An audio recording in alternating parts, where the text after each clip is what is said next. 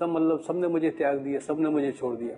और इस प्रकार से जब मैं बहुत ज्यादा नर्वस हो गया, बहुत कमजोर पड़ गया, तब फिर मैंने डिसाइड किया कि नहीं, बेटर है कि हम ट्रेन में जाएं और आत्महत्या कर लें, और ट्रेन चलती ट्रेन में हम आंख बंद करके लेट जाएंगे और ट्रेन निकल जाएगी, हमको जीना नहीं दुनिया में। कुंजीलाल का जीवन हमेशा से ही दुखों भरा रहा था। बचपन से लेकर जवानी तक के बुरे दिन आज भी उसको अच्छी तरह से याद हैं। मेरे मदर फादर जो थे वो मतलब मैं बहुत छोटा था, और उस समय मतलब के मतलब मुझसे अलग हो गए। मतलब फादर तो हिंदू साधु बन गए थे, और मदर जो थे उन्होंने दूसरी जगह रिश्ता बना लिया था। तो मेरा जो लालन पालन जो हुआ, मतलब कि कभी इस माल गुजार के घर में तो कभी इसके घर में, इस प्रकार से मतलब कि मैं बचपन से ये नहीं जानता कि प्यार क्या चीज है। उसकी जिंदगी और भी कठिन होती जा रही थी, क्योंकि उसका कोई भी अपना नहीं था जो उसकी देखभाल करे। मन में यही चलती थी, मतलब दुनिया में मत रहो, है यहाँ संसार में जीने से कोई मतलब नहीं, कोई अपना नहीं है ना, कोई हमको पूछता नहीं है ना। तो इस प्रकार, और जब देवी देवताओं का सहारा भी लेते हैं तो वो भी मतलब के बोलते नहीं है, कुछ नहीं करते।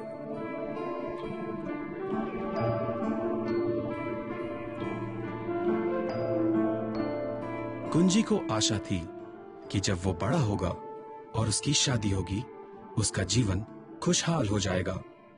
लेकिन उसको खुशी भी थोड़े समय की ही मिल पाई। शादी के कुछ ही वक्त बाद उसकी पत्नी उसको छोड़ चल बसी। उस समय फिर मुझे बहुत दुख हुआ, बहुत ज्यादा दुख हुआ। और मैं सोच रहा था कि बचपन से तो मैं इधर जा रहा हूँ, उधर जा रहा हूँ, इधर जा रहा हूँ, और कोई मेरा सहारा नहीं। लेकिन एक लड़की मेरे जीवन में आई, और इसको भी भगवान ने उठा लिया, ईश्वर ने उठा लिया है। तो मतलब मैं ईश्वर के प्रति मतलब थोड़ा सा ज्यादा मतलब के वो हो गया, नाराज हो गया। मैंने बोला कि हम जितने भक्ति करते इतना हम वो करते हैं, लेकिन क्या कारण है कि मतलब मेरे साथ ही ऐसा सब कुछ हो रहा है। एक रात कुंजी मूर्ति के आगे घंटों रोता रहा। वो बिल्कुल निराश हो चुका था। अगले दिन डिप्रेशन में वो रेल की पटरी पर लेटकर अपनी जिंदगी ही खत्म करने निकल पड़ा।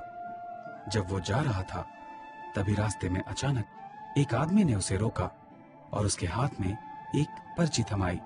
तो उन्होंने जो टेक्स्ट मुझे दिया, तो टेक्स्ट में लिखा था, मैं परमेश्वर के पास ना पहुंच सका, उसकी हेडिंग थी। तो मैं रात में तो रो रहा था, चीख रहा था, चिल्ला रहा था ईश्वर के सामने। और उसी से संदर्भ में मतलब ये लिखा है, मैं परमेश्वर के पास नहीं पहुंच सका।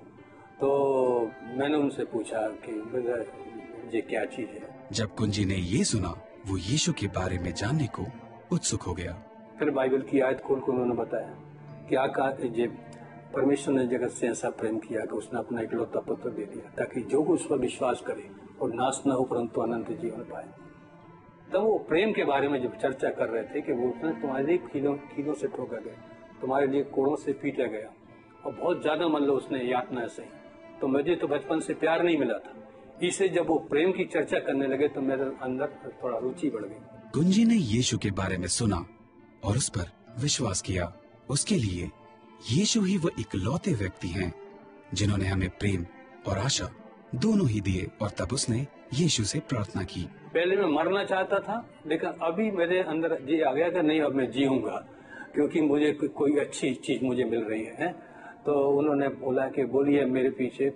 तो मैंने प्रार्थना करना शुरू किया, तो उन्होंने ही प्रार्थना करवाया मुझे, हे सर्वशक्तिमान परमेश्वर, मैं तेरे करीब आता हूँ। मैं तुझे जानता नहीं था, तूने आज मेरी मन की आंखें खोली है, और मेरे सारे जाने अनजाने में जितने भी मैंने आज बचपन से गुनाह किए हैं, उन सारे गुनाहों को तू अपने लहू में धो, मुझे शुद्ध कर। जिंदगी में पहली बार कुंजी को शांति और खुशी दोनों का ही एहसास हुआ। जैसे जैसे वो प्रार्थना करता और बाइबल पढ़ता गया, यीशु पर उसकी आशा और उसका विश्वास और भी मजबूत होता चला गया। सबसे बड़ी बात है कि मेरा जितना मतलब जो नशेली चीजें थी वो खत्म हो गई।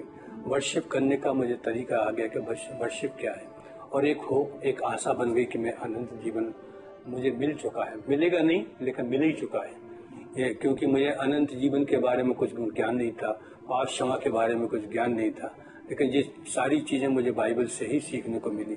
आज कुंजीलाल अपनी जिंदगी से बेहद खुश है। आज वो कठिनाइयों का सामना एक नई आशा के साथ करता है। आज उसके जीवन में ये बदलाव इसलिए आया क्योंकि यीशु ने उसके जीवन में कार्य किया।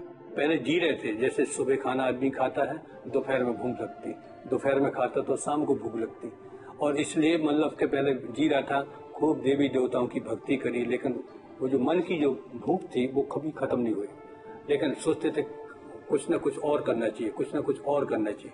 लेकिन जब से जीएस आए हमारे जीवन में, जब से वो सारी भूख क्या हो गई, खत्म हो गई। अब मुझे क्या है, एक ही चीज है कि जो मैंने उसको पाया है मैं दुनिया भर को बताऊं।